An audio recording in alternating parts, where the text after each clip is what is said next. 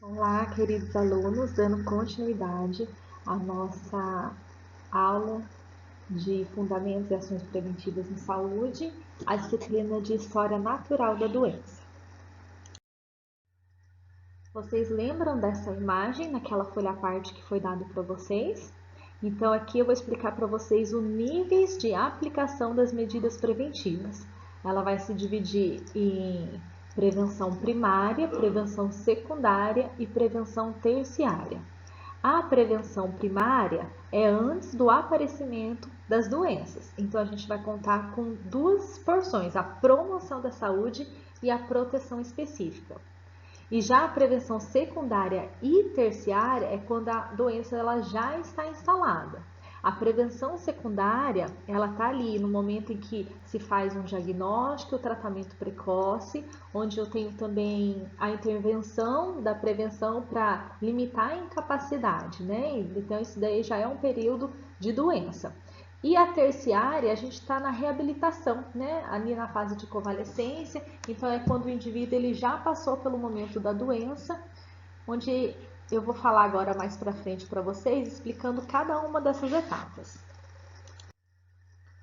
Bom, prevenção, a prevenção primária ela é dividida em promoção da saúde e proteção específica. A promoção da saúde, por exemplo, como que a gente pode adotar como medidas preventivas? Uma educação sanitária, né? Ter saneamento básico de acesso a todos, a água pura, tratamento de esgoto, coleta de lixo, um bom padrão de nutrição, isso ajustado a várias fases do desenvolvimento da vida. Por exemplo, é essencial a alimentação de uma criança até 6 meses, que é o leite materno, né? Até 2 anos, até 7 anos. A alimentação de um atleta já é diferente, de um idoso. Então, de acordo com cada fase da vida do indivíduo. Uma moradia adequada, né, que tenha ali acesso à rede de esgoto, a tratamento de água, um momento também de recreação e condições agradáveis de trabalho, lembrando vocês que o conceito de saúde é o bem-estar físico, mental e social, né? Então faz parte a gente abranger todo, né, todo o indivíduo. E aqui também exames seletivos periódicos, né, que são chamados exames de rotina. Já a proteção específica de níveis de prevenção com relação à prevenção primária, a gente inclui, por exemplo, ali o uso de imunizações específicas, que são nada mais que as vacinas, que a gente toma desde o primeiro dia de vida, né? E aí tem as vacinas temporárias, como épocas que tem alguns surtos, como H1N1, a vacina da gripe que é distribuída agora nesse período de abril, maio, e também quando tem um surto de alguma doença específica em alguma região específica. Atenção à higiene pessoal, né, como por exemplo agora a gente está vivendo esse momento no país, a importância de lavagem das mãos, né, a higiene com relação quando for tossir, quando for espirrar, colocar o cotovelo. Hábitos de saneamento do ambiente. É importante o hábito, né?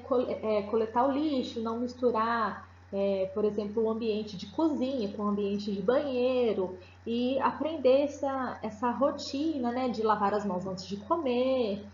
Tudo isso é importante. Proteção contra riscos ocupacionais, aí a importância do uso dos equipamentos de proteção individual, né? Proteção contra acidentes, como por exemplo o uso de cinto de segurança, proteção contra substâncias carcinogênicas, como é o caso do uso do cigarro, né? Que isso a gente pode, é uma predisposição, é um fator de risco que vai levar a aparecimento de câncer de pulmão, por exemplo. E ali evitar alérgenos, evitar produtos que vão causar doenças se forem inalados, né? Se forem aspirados. No que tange aqui a prevenção secundária, ela pode ser dividida aqui em diagnóstico e tratamento precoce. E aí, a prevenção secundária, já são medidas preventivas quando já tem o aparecimento da doença. Então, a gente tem aqui, ó, medidas individuais e coletivas para descoberta de casos. Então, por exemplo, nesse momento que o país está vivendo, o indivíduo tem sinais e sintomas específicos, são sinais e sintomas inespecíficos, então que doença será que ele tem, né? Será que é uma gripe comum, uma H1N1 ou é um coronavírus? Exames seletivos a fim de evitar o processo de doença, né? São exames específicos que a gente consegue, às vezes, de acordo com o diagnóstico, evitar com que essa doença evolua se for descoberto ou diagnosticado precocemente. Evitar a propagação de doenças contagiosas, são doenças infecciosas, né? Que é passado de indivíduo para indivíduo. Mais para frente a gente vai ver a respeito dessas doenças. Evitar complicações e sequelas e encurtar o período de invalidez, né? Ou acelerar o processo de cura e aqui evitar complicações e sequelas, por exemplo, o indivíduo que ele já é portador de uma doença como a diabetes mellitus, né? Que está diversas alterações. Então, tem doenças que surgem a partir da diabetes, como, por exemplo, a neuropatia diabética. O indivíduo ele passa a ter uma diminuição da sensibilidade do corpo. Aí, por exemplo, vocês já ouviram falar que o indivíduo ele tem um pé diabético, é um pé que é propenso ao surgimento de úlceras por causa do calçado, né? Então, daí, o que seria evitar uma complicação? O indivíduo ele pode fazer a fisioterapia, pode utilizar um calçado adequado para quem tem diabetes. E aí a gente está prevenindo as sequelas que aquela doença pode trazer.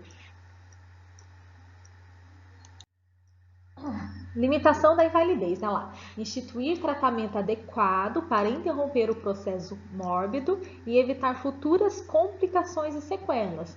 É a gente tratar o quanto possível esse paciente para ele se recuperar e para que ele se recupere da melhor maneira possível. E provisão de meios para limitar a invalidez e evitar a morte. Aqui tem um exemplo, por exemplo, 2 pacientes. Então, aqui o paciente A, tá vendo aqui no meu apontador? E aqui embaixo o paciente B. Digamos que ele tem uma enfermidade que tem uma duração de 6 anos. Porém, o paciente A, olha, o início biológico da doença, né? Quando ele adquiriu aquela doença. Então, passou-se um tempo e logo no início ele já descobriu a doença, então ele fez um diagnóstico precoce.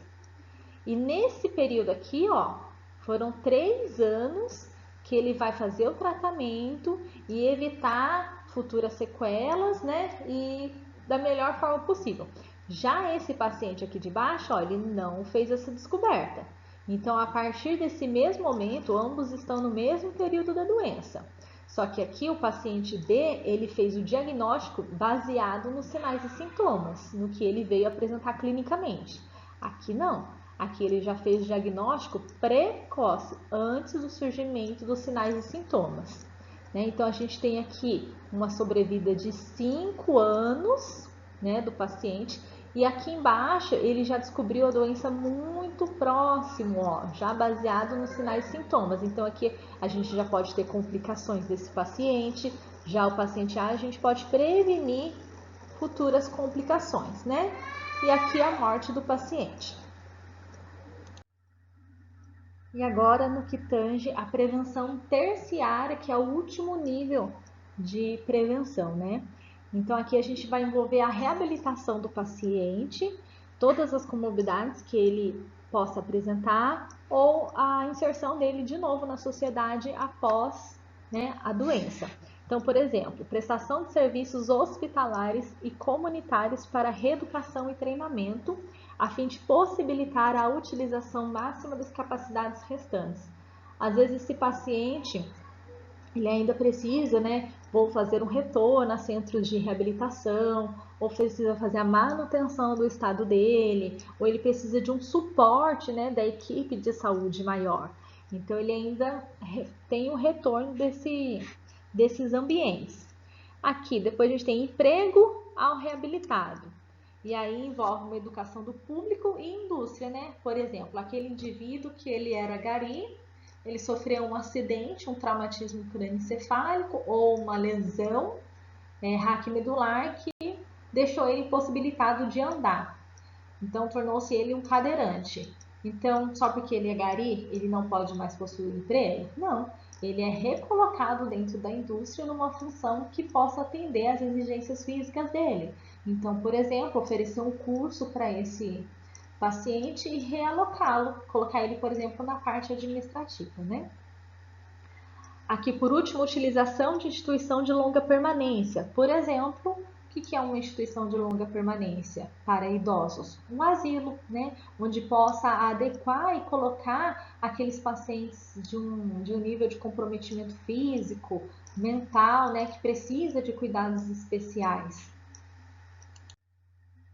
Ok? Espero que vocês tenham entendido. Eu fico à disposição para tirar as dúvidas. Muito obrigada.